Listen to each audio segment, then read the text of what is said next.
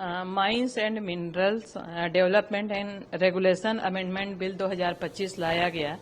इससे हमारे अपने देश को आर्थिक स्थिति में मजबूती मिलेगी, राज्यों को उनका एक्स्ट्रा अधिकार मिलेगा, जिसमें कुछ बहुत महत्वपूर्ण बातें हैं। हमारे देश के खनन और खनिज क्षेत्र के लिए एक ऐतिहासिक मोड़ साबित होगा। इस बिल का सबसे बड़ा असर यह है कि अब लिथियम, ग्रेफाइट, निकल, कोबाल्ट जैसे रणनीतिक और दुर्लभ खनिजों का अन्वेषण और उत्पादन तेजी से हो सकेगा। ये खनिज हमारे लिए इलेक्ट्रॉनिक वाहनों, बैटरी निर्माण और उच्च तकनीकी उद्योगों के लिए बेहद जरूरी है। सबसे बड़ी चीज NMET यानी नेशनल मिनरल एक्सप्लोरेशन ट्रस्ट को अब विकास तक विस्तारित किया गया है और इसकी फंडिंग पहले 2% था, इसको बढ़ाकर अब 3% कर दी गई है।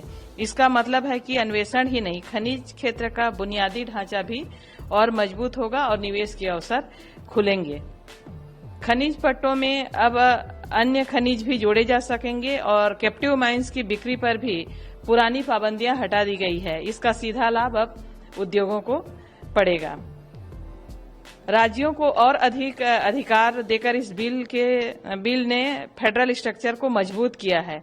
अब राज्य सरकारें अपनी खनिज संसाधन का बेहतर उपयोग कर पाएंगी। जो पहले संशोधन के पहले जो कुछ स्थितियां थी उसको आपको बताना चाहूंगी। खनन के पट्टों का जो क्षेत्र का विस्तार था, राज्यों को मौजूदा पट्टे के क्षेत्र में बढ़ाने का पहले अधिकार नहीं था। इस बिल के आने से राज्यों को एक बार में 10% और अधिकतम 30% तक पट्टा क्षेत्र बढ़ाने का अधिकार मिल गया है। दूसरा, कैप्टिव खानों में जो बिक्री थी, कैप्टिव खानों का अधिकतम 50% उत्पादन ही बेचा जा सकता था, वह भी केंद्रीय शर्तों पे। अब राज्यों को इसकी अनुमति है कि वे कैप्टिव खानों पे 100% बिक्री की इजाजत दे सकेंगे, बस अतिरिक्त रॉयल्टी वसूली करके। खनिज डंप की नीलामी या बिक्री पे खान से निकले अपशिष्ट को बेचने पर कोई स्पष्ट अधिकार राज्यों को नहीं था।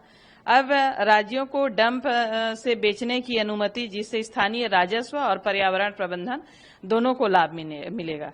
मिनरल एक्सचेंज की अगर उसमें भागीदारी की बात करें तो मिनरल ट्रेडिंग के लिए राज्यों को कोई सीधी भूमिका पहले नहीं थी।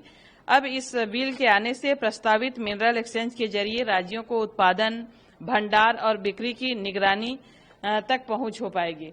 तो इस प्रकार के देखें कि इस बिल के आने से राज्यों को भी बड़े पैमाने पे उनके अधिकारों का अपना उपयोग कर पाएंगे, राज्यों में भी रोजगार के अवसर बढ़ेंगे, आर्थिक स्थिति मजबूत होगी।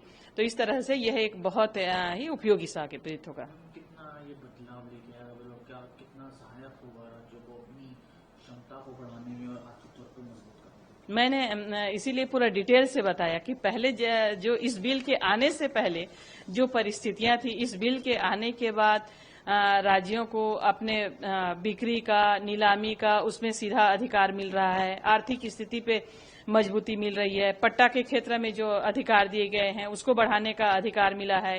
अब वो अपने हिसाब से वहां पे रोजगार के अवसर दे पाएंगे लोगों को, उद्योग क्षेत्र में बढ़ावा मिलेगी और हमारा प्रदेश, हमारा देश खनिज संसाधनों से भरपूर है। हम अपने आर्थिक स्थिति को इससे काफी बेहतर हम कर पा रहे हैं।